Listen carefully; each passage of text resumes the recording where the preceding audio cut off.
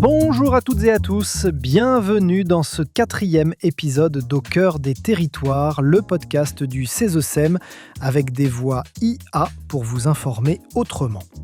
Alors aujourd'hui, on plonge dans un sujet qui touche directement la vie démocratique locale, référendum et consultation.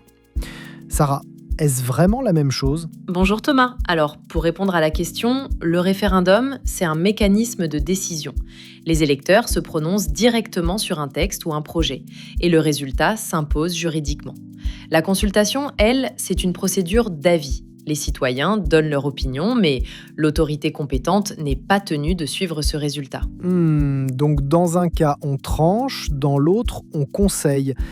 Mais alors, à quoi bon consulter si on peut ne pas en tenir compte ? La consultation a une vraie valeur, même sans effet contraignant. Elle permet de mesurer l'adhésion de la population, d'identifier des points de blocage ou de légitimer politiquement une orientation. L'autorité conserve son pouvoir d'appréciation, elle peut retenir une solution différente de l'avis exprimé, mais le processus consultatif nourrit et éclaire la décision finale. Et côté texte, comment tout ça est organisé ? Le référendum repose sur un ancrage constitutionnel solide.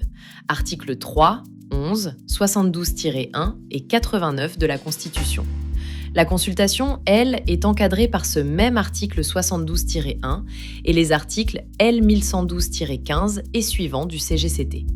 Ce cadre précise bien qu'il s'agit d'un outil d'avis, pas de décision. Et en Martinique, on a déjà vécu ça ? Oh oui, et c'est un exemple particulièrement instructif.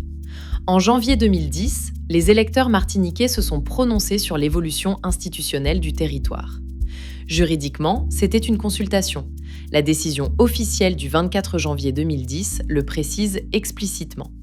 Ce n'était pas un référendum local au sens du CGCT. Pourtant, les effets ont été importants. Considérable. Cette consultation a joué un rôle décisif dans la création de la collectivité territoriale de Martinique, la CTM, mise en place par les textes de 2011. Juridiquement, un avis, mais politiquement et institutionnellement, ces effets ont transformé durablement l'organisation du territoire martiniquais. Pour résumer, le référendum est un outil de décision dont le résultat s'impose. La consultation est un outil d'avis sans caractère contraignant, mais qui peut avoir un poids politique majeur, comme la Martinique l'a démontré en 2010. Voilà, c'est ça. Merci Sarah. Pour aller plus loin, direction le site du CESECEM, cezecem.mq. On se retrouve très vite pour un nouveau numéro. D'ici là, restez curieux.